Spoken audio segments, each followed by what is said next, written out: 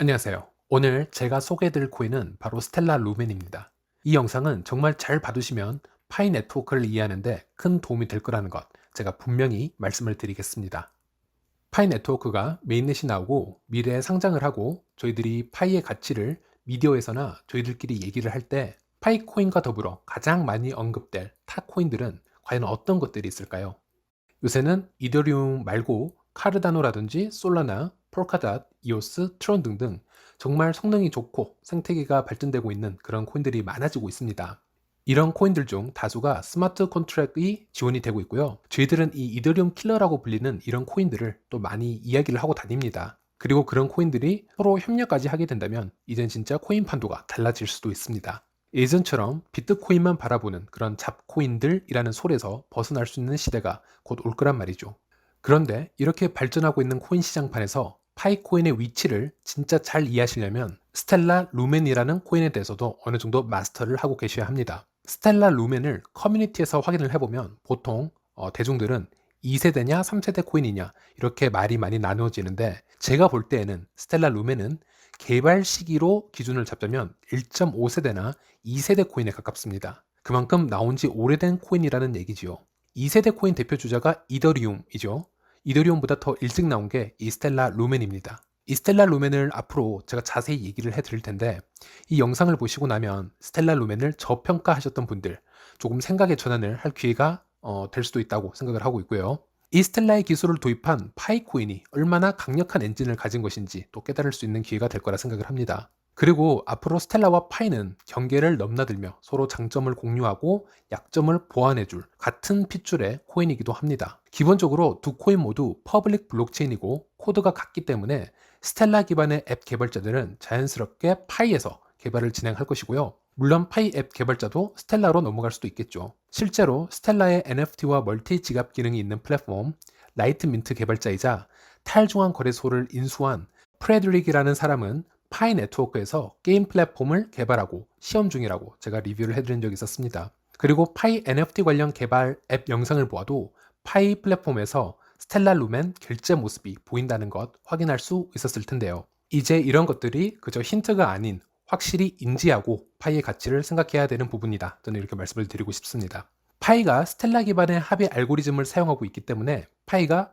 스텔라의 로드맵을 따라간다라든지 스텔라 루멘의 가치만큼 될 것이다. 이런 말씀을 드리는 것은 아닙니다. 스텔라는 스텔라만의 확고한 로드맵이 있고요. 파이는 파이만의 자기만의 로드맵이 있는데 이 두 코인이 앞으로 코인 시장에서 지속적으로 연결이 될 것이며 미디어에 연결되어 나올 확률이 크다는 겁니다. 스텔라의 합의 알고리즘을 사용하는 파이 네트워크, 초반에는 이런 수식어가 붙어서 미디어에 나올 확률도 높고요. 아니면 파이 네트워크가 드디어 스텔라 기반의 탈중앙 거래소에서 상장되어 타 코인들과 수합이 가능하게 되었다. 이런 기사를 볼 수도 있게 될 것이고요. 스텔라 기반으로 CBDC를 개발하고 있는 개발도상국들이 파이코인의 매력을 느껴 사용량이 급증하고 있다. 이런 기사들을 미래에 확인할 수도 있다는 것이죠.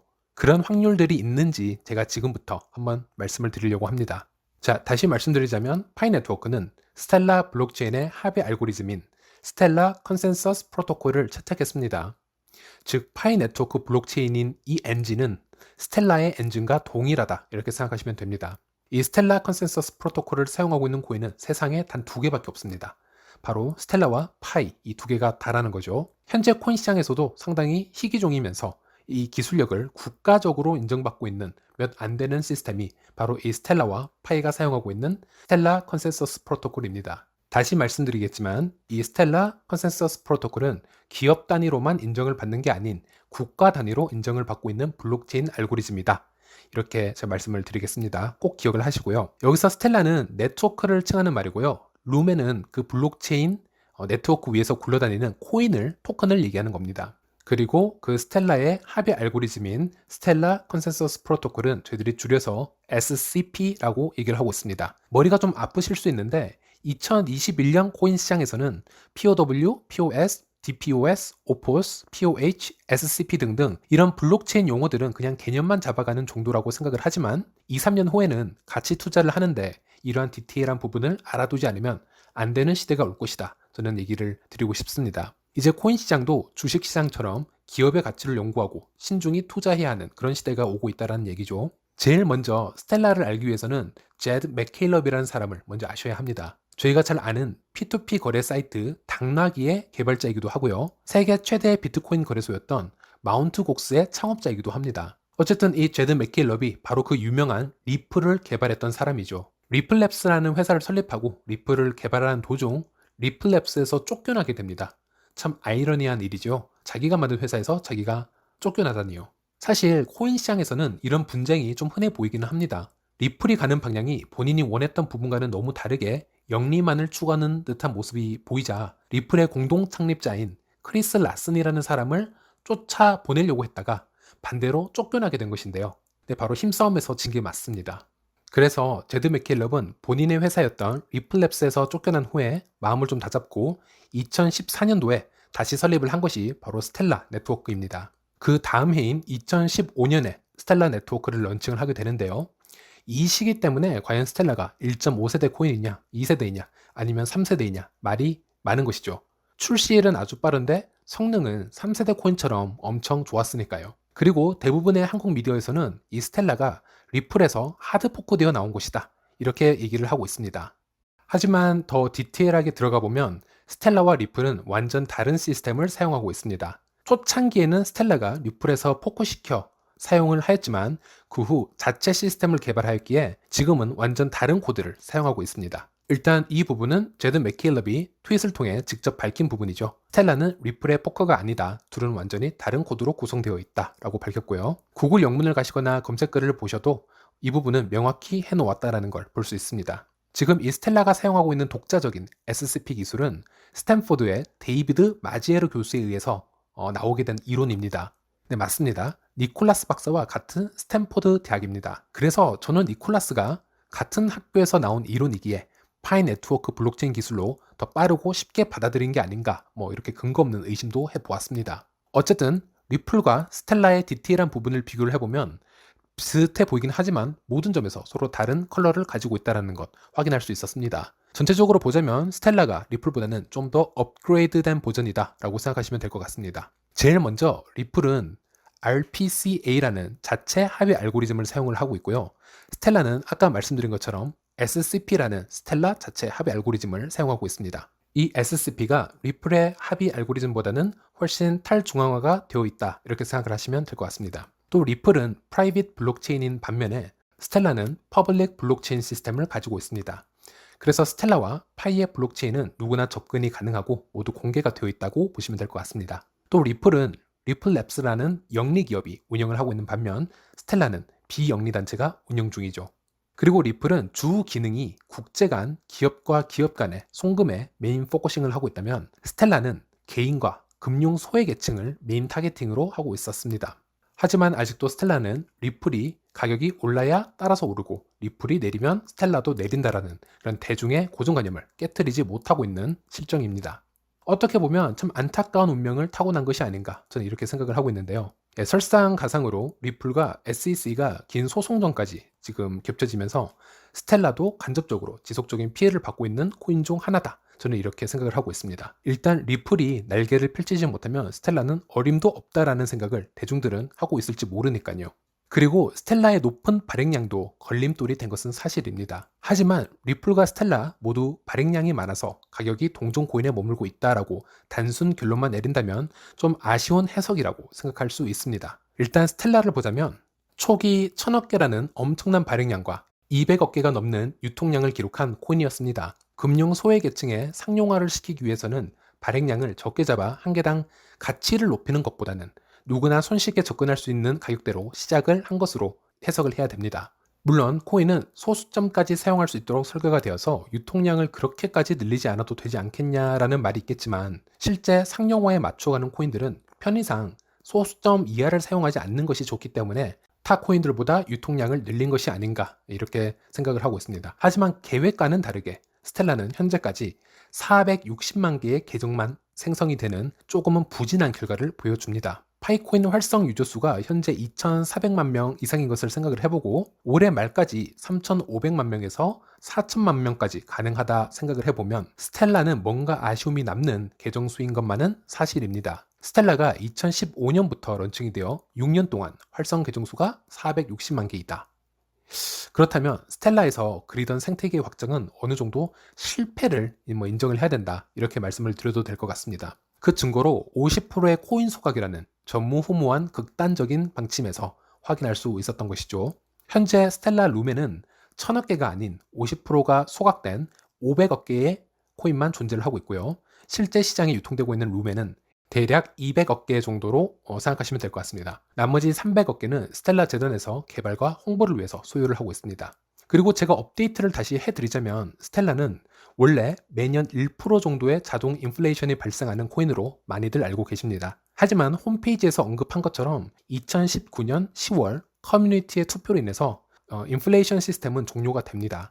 즉 이제는 스텔라 루멘은 500억 개에서 더 이상 늘어나지가 않습니다. 하지만 저는 아직도 이런 스텔라의 극단적인 소각과 선택, 그리고 스텔라의 기술력을 어느 정도는 분리를 해서 해석을 해야 된다, 바라봐야 된다, 이렇게 생각을 하고 있습니다. 마케팅에서 실패를 했다고 기술력까지 평가절하하면 안 된다라는 뜻이죠. 카르다노 에이다 또는 파이 네트워크의 파이코인처럼 세계 모든 곳에 통용이 될 수 있는 암호화폐를 꿈꾼다면 처음에 힘이 들더라도 발행량을 높게 가져가는 것이 맞다고 저 또한 그렇게 생각을 하고 있으며, 시장 선점에 실패했다 하더라도 네트워크 자체 기술력이 뛰어나다면 언제든 다시 다른 방법으로 살아날 수 있다는 것을 스텔라가 지금 현재 증명해주고 있습니다. 그리고 공교롭게도 스텔라가 지금 제2의 전성기를 맞이하려고 하고 있는데요. 이 시점과 파이코인의 메인넷 시기가 좀 맞물리면서 제가 어떤 점을 중요하게 바라보고 있는지 일단 하나씩 설명을 해드리겠습니다. 자, 일단 스텔라 루멘은 시총 부분에서는 현재 20위 밖으로 밀려 나와 있는 코인이지만 한동안 10위권 안에 있었던 메이저 알트코인 중 하나였습니다. 미국의 암호화폐 신탁 펀드 투자 회사인 그레이스케일에선 스텔라 루멘을 자신들의 포트폴리오에서 8번째로 큰 규모로 투자 진행을 하고 있습니다. 아시다시피 세계 최대 디지털 자산 운용 회사 가운데 하나가 바로 이 그레이스케일입니다. 투자자 기관과 개인들의 자금을 운영을 해서 수익을 내주면서 그 대가로 운용 수수료를 취하는 역할을 하는 곳이기에 전망이 밝으면서 가장 안정적인 몇몇 메이저 코인들만 투자를 하는 곳이 이곳 그레이스케일이라 생각을 하시면 됩니다. 그곳에 일단 이 스텔라 루멘이 들어가 있다는 것이죠. 그리고 디지털 자산의 평가 등급을 선정하는 와이즈 레이팅스에서는 현재 스텔라에게 B-를 수여하였습니다. 참고로 여기서 B-라는 수준이 얼만큼 높은 수준이냐면 유일하게 이더리움만 A 등급을 받았고 비트코인이 B+, 카르다노가 B-, 바이낸스가 C, 리플이 C+, 솔라나 역시 C 정도라고 생각을 하시면 됩니다. 오랜 시간을 거쳐오면서 기술력과 투자 자산으로 인정을 받으면서도 여러 기관이나 국가에서 사용을 하게 되면 평가 등급이 올라가게 됩니다. 큰 기관 이상급에서 스텔라 블록체인을 사용하려는 이유 중 하나가 바로 여기서 나오는 것입니다. 제가 얼마 전 리뷰를 해드렸던 솔라나가 TPS가 6만 정도라고 괴물 스펙이라고 말씀을 드렸지만 아직 증명을 해야 하는 부분이 좀 남았다라고도 말씀을 드렸습니다. 즉 안정성을 매우 중요하게 여기는 메이저 기관에서는 이런 전체적인 지표가 매우 중요하다라고 보면 될 것 같습니다. 좀 더 디테일하게 들어가서 일단 스텔라의 TPS, 즉 1초당 거래 처리 속도를 한번 살펴보도록 하겠습니다. 인터넷마다 기준이 지각각 달라서 범위가 좀 넓습니다. 어떤 곳은 1000TPS, 어떤 곳은 5000TPS, 어떤 곳은 3000TPS 이렇게 표현을 하고 있는데 아무래도 TPS라는 것은 환경 요소에 따라 조금씩 달라질 수 있는 부분이기 때문에 그런 표기값은 평균 정도라고 생각을 하시면 될 것 같습니다. 그리고 거래 수수료 부분에서는 0.00001 루멘으로 거의 0에 가깝다고 생각을 하시면 될 것 같습니다. 하여간 스텔라의 거래 처리 속도는 항상 평균적으로 탑 5에 들어갈 정도로 손꼽힐 정도다라고 생각을 하시면 되고요. 그리고 여기서 중요한 것은 무조건 블록체인의 TPS만 빠르다고 항상 좋은 블록체인이다라고 말할 수는 없습니다. 블록체인에는 트릴레마라는 난제가 있습니다. 세 가지 각각의 문제가 서로 영향을 주어 어떤 선택을 해도 남은 두 가지 혹은 한 가지의 문제를 악화시키는 결과를 초래할 때 이를 트릴레마라고 부릅니다. 비트코인이나 이더리움의 POW 시스템처럼 탈중앙화와 보안성에 치중을 하다 보면 확장성, 즉 속도 면에서 문제가 생길 수도 있고요. 거래 처리 속도와 관계 있는 확장성에 치중을 하고 보안성에 치중을 하다 보면 어쩔 수 없이 탈중앙화와 거리가 생기는 그런 문제점도 생기게 된다는 거죠. 즉 3000 TPS 블록체인 기술이 2000 TPS 블록체인 기술보다 더 뛰어난 성능을 가졌다라고 생각하기보다는 1000 TPS라는 속도가 더 나오기 위해 포기한 부분이 무엇인지, 또 그것을 극복하기 위한 시스템이 있는지, 이런 부분도 같이 고려를 해 보아야 한다고 생각을 합니다. 그럼 이 스텔라 프로토콜을 물려받은 파이 네트워크는 과연 어느 정도의 처리 속도가 나올까요? 파이코인 백서에 어느 정도 힌트가 있습니다. 스텔라보다 조금 늦을 수는 있다라고 표현을 합니다. 그러므로 파이코인은 스텔라 정도의 거래 처리 속도 수준이거나 아니면 조금 미치지 못할 수 있다, 이렇게 생각을 하시는 게 좋고요. 그렇다 할지라도 여전히 빠른 속도라는 것이죠. 즉 파이 네트워크도 스텔라와 비슷한 1000 TPS에서 5000 TPS 사이 정도 될 것이다, 이렇게 생각하시면 될 것 같습니다. 사실 저희들이 테스트넷에서 지갑 생성하에 전부 테스트 전송을 해 보았습니다. 테스트넷인데도 불구하고 하루에 100만 건 이상의 테스트 지갑이 생성이 된 적도 있었고요. 짧은 시간에 많은 테스트 전송들이 되었었지만 아무리 트래픽이 심한 경우에도 거래가 5초 이상 지연되는 경우는 잘 보지 못했던 것 같습니다. 그만큼 파이 네트워크의 안전성과 속도는 테스트넷에서도 증명이 되고 있다, 이렇게 말씀드릴 수 있겠네요. 어쨌든 다시 스텔라 루멘으로 돌아가서, 자, 이런 강력한 엔진을 탑재하고 있는 스텔라가 최근의 행보를 보면은 예사롭지가 않다, 이렇게 말씀을 드려야 될 것 같습니다. 첫 번째로 작년 12월 코인데스크 기사를 보시면 세계에서 가장 오래된 은행이 스텔라 네트워크를 기반으로 스테이블 코인을 발행하고 있다, 이런 기사를 실었습니다. 1754년에 설립된 독일의 BVDH라는 세계에서 가장 전통 있는 은행이 스텔라의 은행기관에서 처음으로 스테이블 코인을 직접 발행하기 위해 토큰화 및 디지털 자산 보관 기술 제공업체 빗본드와 협력하고 있다, 이렇게 언급을 하고 있습니다. 이 부분은 은행에서 스텔라 네트워크 위에서 디지털 증권을 토큰화시켜서 효율적으로 운영을 하고 관련된 마찰 비용을 줄이기 위한 방법이다. 즉 중개자가 없이 증권을 거래할 수도 있고 훨씬 부담이 적고 수수료도 적고 간편하다, 이런 얘기들을 하고 있습니다. 자, 그리고 이 다음 기사를 보시면 2021년 9월 4일에 스텔라 업데이트지에 실린 기사입니다. 이 사진처럼 중간에 보이는 이 남자가 바로 우크라이나의 대통령 볼로디미르입니다. 그리고 오른쪽에 보이는 이 여성이 디니엘 딕슨이라는 사람이고요. 이 여성은 SDF, 스텔라 디벨롭먼트 파운데이션의 CEO, 즉 스텔라 재단 대표라고 보시면 될 것 같습니다. 즉 우크라이나 대통령과 스텔라의 대표가 미국 샌프란시스코에서 같이 미팅을 하게 된 겁니다. 이 두 사람은 우크라이나의 IT 부분 및 혁신 발전 전망에 대해서 논의를 했다고 합니다. 일단 우크라이나 입장에서는 스텔라 네트워크가 속도가 빠르고 수수료가 거의 0에 가까울 정도로 저렴해서 우크라이나의 CBDC 발행에 적합하다, 이런 얘기를 했다 합니다. 네, 스텔라는 우크라이나와 가상 자산 생태계 및 국가 디지털 통화를 구축하기 위한 양해각서에 서명했다, MOU를 체결하였다라고 나옵니다. 우크라이나의 법정화폐를 디지털화시키고 투명한 시스템을 구축하기 위해서 스텔라의 협력이 필요하다, 이런 얘기가 되겠네요. SDF는 현대 가상 자산 시장 인프라를 개발을 하고 동유럽 금융 시장의 혁신적인 디지털 국가로서 우크라이나의 위상을 강화하기 위해서 노력을 할 것이다, 이렇게 얘기를 하고 있습니다.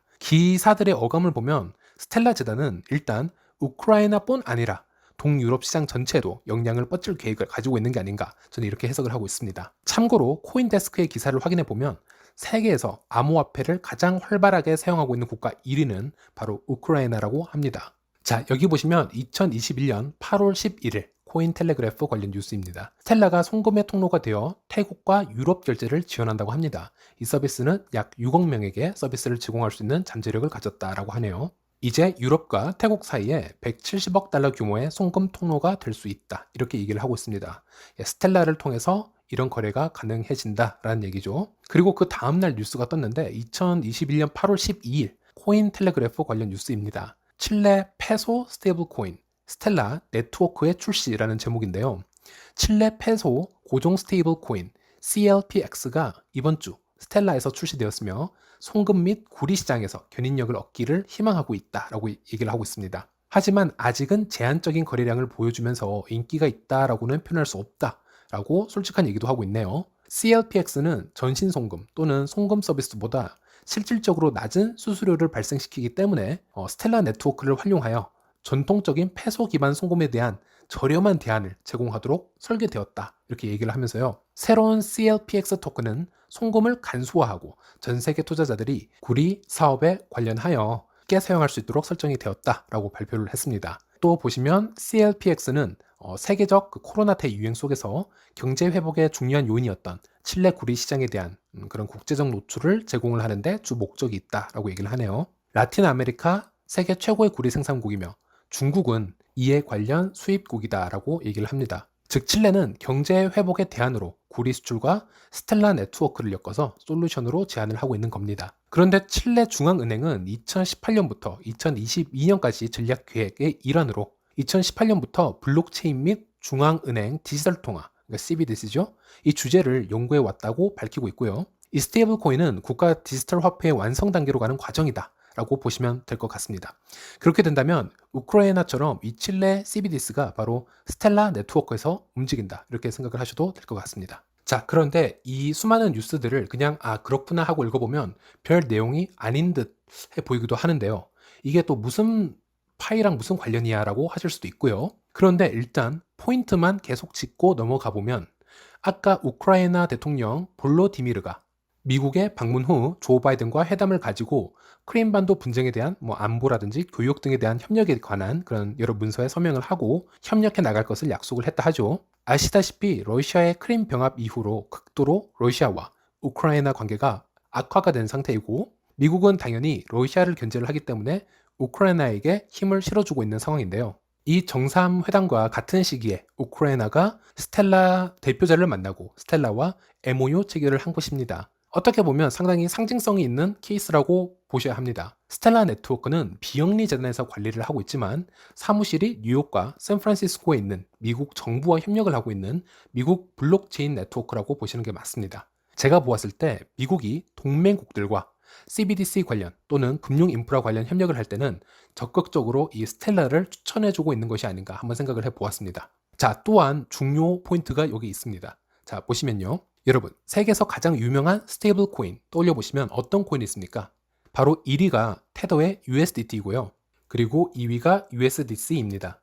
여기서 USDC도 USDT랑 가격이 똑같습니다. 미국 1달러와 패깅이 된 것인데 이 USDC는 코인베이스와 서클의 합작으로 나온 미국 1달러에 패깅된 스테이블 코인이라고 생각을 하시면 됩니다. 즉 1USDC는 1US달러를 얘기를 하고 있습니다. 자, 그런데 이 USDC의 힘을 간단하게 설명을 해드리자면 이 서클이라는 회사는 골드만삭스의 자회사이고 서클의 USDC를 서포트해주고 있는 파트너로는 비자가 있습니다. 코인베이스는 세계 최대 암호화폐 거래소인가 너무 쉬운 정보이고요. 어쨌든 1위인 이 USDT는 금융 사기 혐의로 미 법무부의 조사를 받고 있다는 것도 모두 아실 겁니다. 이 테더의 USDT는 USDC와 같이 달러 가치와 1대1로 연동되는 스테이블 코인이기 때문에 유통량과 동일한 가치의 현금 담보금이 유지가 되어 있어야 했는데 그러지 못했다라는 설명인 거죠. 어쨌든 테더가 이런 문제를 만들어가는 동안에 미국은 자연스럽게 USDC를 자국의 스테이블 코인으로 밀어주고 있는 형국입니다. 미국 통화감독청은 자국 은행들이 블록체인 기반 분산형 노드 검증 네트워크에 참여를 하고 스테이블 코인을 결제 수단으로 활용할 수 있도록 하는 해석서를 지난 4일 발표했다. 이렇게 언급을 하고 있습니다. 노드 네트워크 안에서 스테이블 코인이 결제 수단으로 취급될 수 있으며 은행이 퍼블릭 블록체인 안의 노드가 되어서 스테이블 코인과 같은 디지털 화폐를 취급할 수 있는 길이 열리게 된 셈이다. 이렇게 해석을 하면 되겠네요. 여기 중요 포인트가 있는데요. 이를 통해서 미국은 현재 가상화폐 거래의 기축통화인 USDT의 사용 제재를 꾀하고 있고 USDC로의 기축통화 전환을 자연스럽게 유도를 하고 있다. 이와 관련해서 미국 금융법을 통해 USDC 발행사인 서클의 영향력을 행사하는 방향으로 가닥을 잡은 것으로 보인다라고 언급을 해놨습니다. USDT는 아시아 쪽, 특히 중화권의 대량 소유자가 지금 많은 상황이고요. 가상화폐 시장의 주축을 USDC로 옮겨옴으로써 USDC 기반의 가상화폐 시장을 구축을 해서 미국의 영향력을 확고히 하고자 하는 방향으로 예측을 하고 있다. 이렇게 또 언급을 해놨습니다. 미국이 왜 이런 생각을 하는지 문장 끝에서 확인을 할 수 있었는데요. 미국의 현재 전략은 USDC를 가상화폐 시장의 기축통화로 삼는 동시에 디지털 페이로서의 기본 시스템으로 사용처를 확대를 해서 USDT를 통한 중국 주도의 가상화폐 시장을 USDC를 통한 미국 주도의 시장으로 개편, 그리고 USDC를 디지털 페이 기반 유틸리티로 유도를 해서 중국이 선점한 CBDC의 글로벌 주도권 무력화, 그리고 과잉 공급된 달러를 USDC로 전환 유도를 해서 달러의 소각 효과를 유도를 노리는 사항으로 판단할 수 있을 것이다 라고 하네요. 미국이 USDC를 얼마나 서포트해주고 있는지 이 기사들을 통해서 알 수가 있는데요. 자, 그런데 이 USDC가 바로 어느 블록체인 기반에서 발행이 되고 운용이 되고 있을까요? 바로 스텔라 네트워크 기반입니다. 미국이 바로 이 USDC를 중국이나 또는 잠재적 디지털 기축통화 라이벌에 대응을 해서 미리 1달러와 패킹된 이 USDC를 스텔라 위에서 발행을 하고 운영을 하고 확장을 하고 있습니다. 물론 USDC를 발행을 하고 운용할 수 있는 블록체인은 현재까지 이더리움, 알고랜드, 솔라나까지 스텔라까지 합하면 총 4개의 블록체인이 있긴 합니다. 하지만 스텔라 같은 경우 해외 송금에 아주 특화가 되어 있고 기술력이 오랜 기간 동안 증명이 된 상태이기 때문에 미국이 국제적으로 디지털 화폐의 주권을 차지하기 위한 영순위 무기가 바로 이 스텔라가 되지 않을까라는 생각을 하고 있습니다. 이걸 알고 나면 스텔라 뉴스가 떴을 때 조금은 다른 마인드로 뉴스를 바라보게 됩니다. 여기도 보시면 SDF, 스텔라 재단이죠. 나이지리아 송금 플랫폼에 75만 달러 투자를 했다라는 얘기가 나옵니다. 나이지리아 또한 암호화폐 이용률에선 세계에서 8번째로 높은 국가 중 하나입니다. 이런 뉴스들이 최근에 계속 쏟아져 나오는데요. 어떻게 보자면 진짜 스텔라 입장에서는 어마어마한 지금 청사진이라고 볼 수 있겠습니다. 스텔라가 국제적으로 뻗어나간다는 것은 USDC가 세계적으로 뻗어나간다는 의미가 또 포함되어 있고요. 이것은 미국이라는 세계 최강대국에서 원하는 그림일지도 모른다라는 얘기가 되겠죠. 자, 사실 더 많은 뉴스들이 있지만 일단 스텔라 관련해서는 여기까지만 하겠습니다. 스텔라가 최근에 이런 뉴스들이 진짜 많이 나옵니다. 특히나 USDC라는 미국 달러 스테이블 코인과 관계를 맺고 나서는 더 자주 나오는 것 같습니다. 이 뉴스들을 통해서 저는 2가지 사실을 만들어낼 수 있었는데요. 첫째는 정부나 금융기관에서 보아도 납득할 수 있는 최고의 블록체인 시스템이 바로 이 스텔라이다.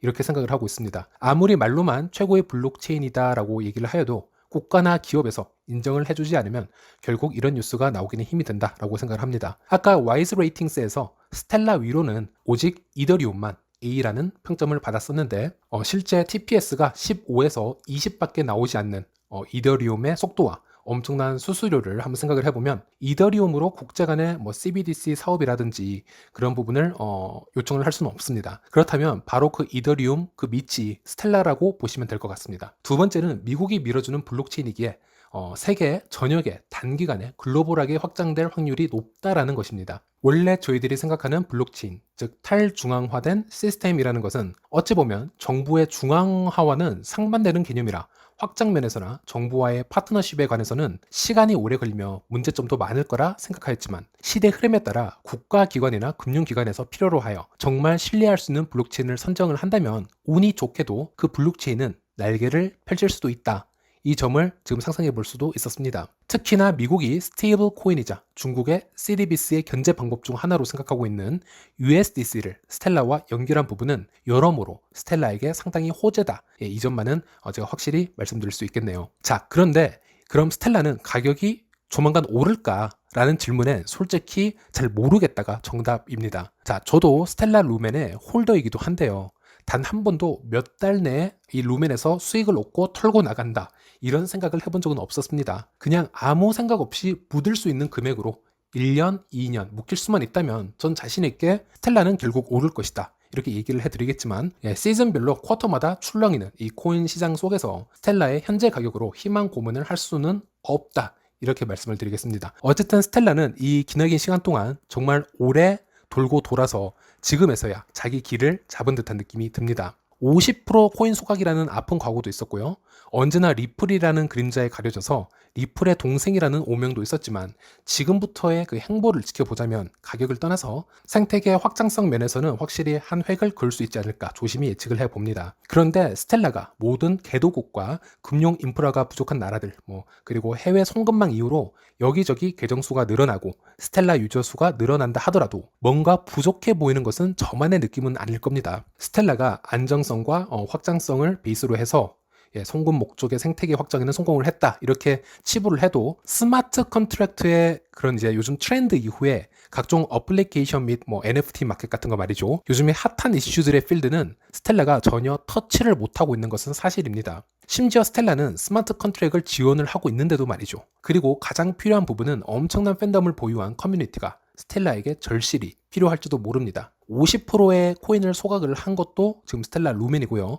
최근에 NFT 등의 시도도 이렇게 해보는 걸로 보면 틀림없이 스텔라도 여러 가지 솔루션을 생각해 보고 있음은 틀림이 없다. 이렇게 말씀드릴 수 있겠네요. 그렇다면 파이 네트워크와 스텔라가 공존을 하여 좀 가질 수 있는 가장 이상적인 그림은 무엇이 될 수 있을까? 여기에 대해서 한번 얘기를 해보려고 합니다. 예를 들어 필리핀 같은 국가는 해외 노동자들이 해외에서 송금하는 송금액이 국가 GDP의 10%에 달할 정도로 큰 국가라고 합니다. 즉 해외 노동자들과 필리핀에 거주하는 가족들은 조금이라도 수수료를 줄이고 쉽고 빠르게 송금을 하는 부분이 삶의 질에 큰 영향을 미치기도 할 겁니다. 그래서 제가 예전에 파이코인을 지향하는 타겟은 이런 은행 계좌를 만들기 힘들고 해외 수수료에 발목 잡히는 계층을 타겟으로 생태계가 커져야 저희들이 원하는 정도의 큰 그림을 확고하게 만들 수 있을 것이다. 이렇게 말씀을 드렸었는데 물론 이 부분이 시간이 좀 걸리지 않을까라는 생각을 했었습니다. 그런데 스텔라가 국가 규모로 스테이블 코인 사업이나 CBDC 사업을 여기저기 해준다면 예를 들어서 필리핀 같은 경우에도 말이죠.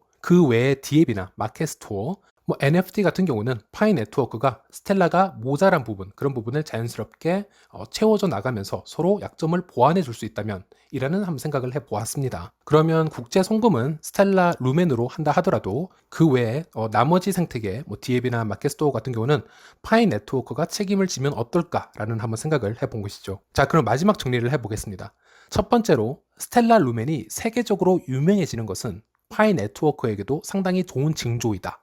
라고 말씀을 드리고 싶습니다. 이 두 코인은 지구상에서 유일하게 같은 알고리즘을 사용하고 있는 코인들이고 뉴스에서 스텔라의 합의 알고리즘을 사용하는 파이코인이라고만 지속적으로 소개가 되어도 파이코인에 대한 인식이 확 바뀔 수 있다. 저는 그렇게 생각을 하고 있습니다. 이게 첫 번째이고요. 두 번째로는 파이코인 개발자와 스텔라 개발자가 내년부터 활발하게 개발을 위해서 움직여준다면 유저 입장에서도 하나의 토탈 패키징으로 인식을 할 수도 있을 것이다 라고 생각을 합니다. 즉 스텔라 생태계에서는 파이코인도 여러 가지로 사용이 가능할 것이고 반대로 파이 생태계에서도 스텔라 루멘의 사용도가 상당히 높아질 수 있다 이렇게 가정을 한다면 확장면에서 서로 좋은 시너지 효과를 가져다 주지 않을까 이렇게 생각을 해봅니다. 현재 이미 파이와 스텔라 사이를 오고 가는 개발자가 있다는 건 확인을 할 수 있었고 웨스 스펜서 같은 전문가 또한 이렇게 될 것이다 라고 예상을 했었습니다. 지갑과 덱스라든지 아니면 다른 마켓이라든지 서로 자유롭게 공유하고 사용할 수만 있다면 정말 그보다 더 좋은 케이스는 없지 않을까 이렇게 한번 생각을 해봅니다. 그리고 마지막으로 스텔라의 절실히 필요한 유저 수를 파이 네트워크에서 끌어오기 위한 여러 가지 솔루션을 제시해 준다면 파이 네트워크에서는 큰 힘 안 들이고 안정적인 궤도에 올라올 수도 있겠다 이렇게 생각을 해보았습니다. 현재 스텔라의 계정 수는 460만 정도입니다. 미래에 얼만큼의 계정이 증가할지는 모르겠지만 스텔라 특성상 국제 송금 관련 이미지만 너무 강력하게 박혀 있는 건 사실입니다. 결국 스텔라도 50% 소각 작업을 했고요. 인플레이션도 중재를 시켰고 그리고 스마트 컨트랙트도 지금 시행을 하고 있고 NFT 관련해서 조금씩 움직임을 보여주고 있는 이유는 강력한 팬덤이 필요하다는 것을 절실히 느꼈기 때문이다. 이렇게 생각해 볼 수도 있습니다. 그 부분을 파이 네트워크의 몇 천만 유저에서 끌어올 수만 있다면 이보다 더 좋을 수는 없다고 생각을 합니다. 물론 파이 네트워크 메인넷이 정상적으로 작동을 해주고 당분간은 안정적인 생태계를 증명해 주면은 이런 전제가 붙기는 합니다. 여러분은 어떻게 생각을 하시나요? 제가 이전에 솔라나 카르다노 등 세련된 3세대 코인들을 소개해 드렸었는데 제가 생각하는 파이코인은 그 어떤 블록체인들과 비교를 해도 절대 뒤처지지 않는다. 이렇게 말씀을 드릴 수 있을 것 같습니다. 물론 모든 코인이 장단점이 있긴 하지만 생태계나 유저 수만 말하는 것이 아니라 세계에서 가장 신뢰를 받고 있는 희귀한 블록체인 알고리즘을 사용하고 있는 것이 바로 이 파이코인이다. 저는 이렇게 얘기를 할 수 있겠습니다. 이제 메인넷 얼마 남지 않았습니다. 항상 화이팅 하시길 바라겠습니다.